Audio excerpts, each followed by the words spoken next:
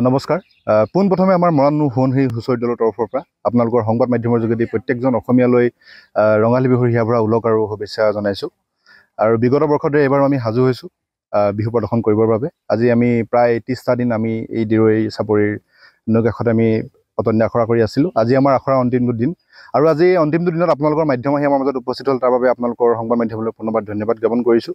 ইয়াৰ পাছতে আমাৰ কিছুমান আমন্ত্ৰিত অনুষ্ঠান আছে, তাৰোপৰি কিছুমান চোতাল বিহু আমি প্ৰদৰ্শন কৰিবলৈ আমি সাজু হৈছোঁ। হয়, আমি যোৱাবাৰো আমি বিভিন্ন মঞ্চত বিহু প্ৰদৰ্শন কৰিছোঁ, বিভিন্ন অনুষ্ঠান কৰিছোঁ। এইবাৰ ঠিক আমাৰ বিভিন্ন ধৰণৰ পৰিকল্পনা আছে। আমি ইয়াৰ পাছত কেইবাখনো মঞ্চলৈ যাম, ইয়াৰ পাছত কেইবাটাও আমাৰ চোতাল বিহু আমি প্ৰদৰ্শন কৰিম। ঠিক সেইদৰে যোৱাবাৰৰ দৰে এইবাৰো আমি বিভিন্ন ধৰণৰ জনগোষ্ঠীয় পৰম্পৰাগত বিহুৰ লগতে জনগোষ্ঠীয় নৃত্য আমি সন্নিৱিষ্ট কৰিছোঁ। মিচিং, ৰাভা, বড়ো, হাজং ইত্যাদি বিভিন্ন ধৰণৰ নৃত্য ইয়াতে সন্নিৱিষ্ট হৈ আছে। হয়, আচলতে আমাৰ যিহেতু বিহুটো এটা স্বতঃস্ফূৰ্ত আৱেগ, এটা হেঁপাহ। আমি জানো যে আমি আগৰ দিনত যেতিয়া বিহু কৰিছিলে গাঁৱৰ ডেকা বুঢ়া সকলোৱে লগতে মিলি বিহু গায়। ঠিক সেইদৰে আমি বিহুটো এটা কোনো ধৰণৰ আনুষ্ঠানিকতা ৰখা নাই। ইয়াতে যিসকলে ইচ্ছা কৰিছে, যিসকলে বিহু গাবলৈ বিচাৰিছে বা আমাৰ লগত যোগদান কৰিব বিচাৰে, আমি সকলোকে আঁকোৱালি লৈছোঁ। ইয়াৰ পৰা একেবাৰে আপোনাৰ কিশোৰৰ পৰা কিশোৰীৰ পৰা আদি কৰি ডেকা গাভৰুলৈকে সকলোখিনি সন্নিৱিষ্ট হৈ আছে। ইয়াতে তেনেকুৱা কোনো কেটেগৰী বা নিৰ্দিষ্ট কোনো বয়সৰ সীমা আমাৰ বিহু দলত তেনেকুৱা নাই।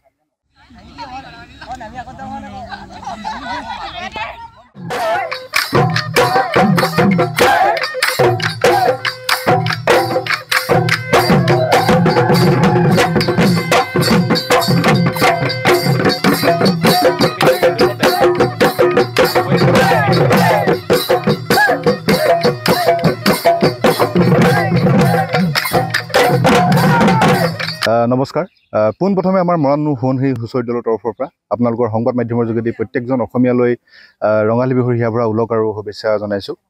আৰু বিগত বৰ্ষতে এইবাৰো আমি সাজু হৈছোঁ বিহু প্ৰদৰ্শন কৰিবৰ বাবে। আজি আমি প্ৰায় 30টা দিন আমি এই দিৰৈ চাপৰিৰ নৈ কাষত আমি পতনি আখৰা কৰি আছিলোঁ। আজি আমাৰ আখৰাৰ অন্তিম দিন আৰু আজি অন্তিম দিনত আপোনালোকৰ মাধ্যম আহি আমাৰ মাজত উপস্থিত হ'ল, তাৰ বাবে আপোনালোকৰ সংবাদ মাধ্যমলৈ পুনৰবাৰ ধন্যবাদ জ্ঞাপন কৰিছোঁ।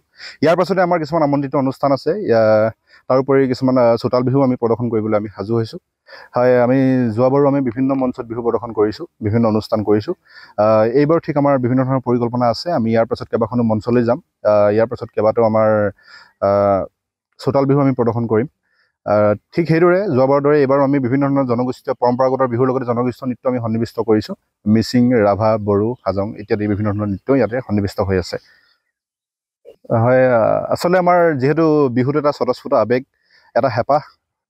আমি জানো যে আমি আগৰ দিনত যেতিয়া বিহু কৰিছিলে গাঁৱৰ ডেকা বুঢ়া সকলোৱে লগতে মিলি বিহু গায়। ঠিক সেইদৰে আমি বিহুটো এটা কোনো ধৰণৰ আনুষ্ঠানিকতা ৰখা নাই। ইয়াতে যিসকলে ইচ্ছা কৰিছে, যিসকলে বিহু গাবলৈ বিচাৰিছে বা আমাৰ লগত যোগদান কৰিব বিচাৰে, আমি সকলোকে আঁকোৱালি লৈছোঁ। ইয়াৰ পৰা একেবাৰে আপোনাৰ কিশোৰৰ পৰা কিশোৰীৰ পৰা আদি কৰি ডেকা গাভৰুলৈকে সকলোখিনি সন্নিৱিষ্ট হৈ আছে। ইয়াতে তেনেকুৱা কোনো কেটেগৰী বা নিৰ্দিষ্ট কোনো বয়সৰ সীমা আমাৰ বিহু দলত তেনেকুৱা নাই।